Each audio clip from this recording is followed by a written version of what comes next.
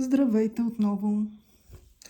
Днес включвам с едно кратко видео с любовни послания от вашия любовен интерес.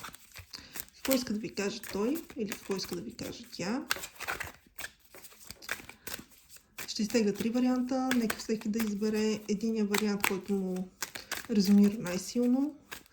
Разбира се, може да изберете няколко варианта. Всеки един вариант е за различен човек. Или просто да изслушате и трите варианта, ако чувствате, че ще ви резонират всичките. И нека да видим. Така. Вариант 1, вариант 2 и вариант 3.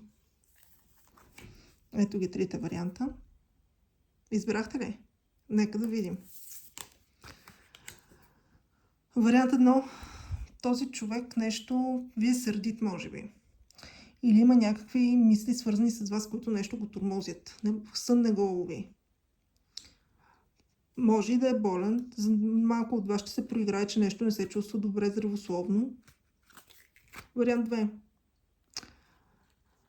Така, тук излезе при вас императора. За мъжете, които гледат, вашата дама иска да ви каже, че вие сте нейният император. Най-важният мъж за нея.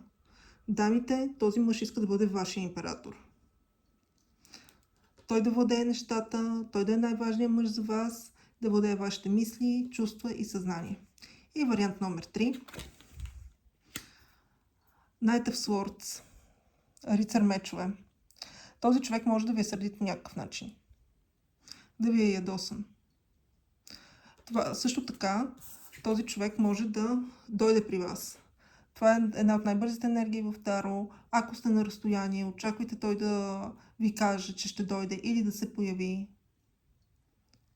Ако имате някакъв проблем, някакви неразбории между вас, той иска просто да ви каже, че ви е ядосан. И това е за днес. Благодаря ви много, че бяхте с мен. Ако ви харесва видеото, дайте един лайк, коментирайте свободно отдолу. И ще съм ви много благодарна, ако последвате канала и също така с камбанката може да се абонирате за всяко едно следващо видео, да бъдете известявани. Хубав ден ви желая!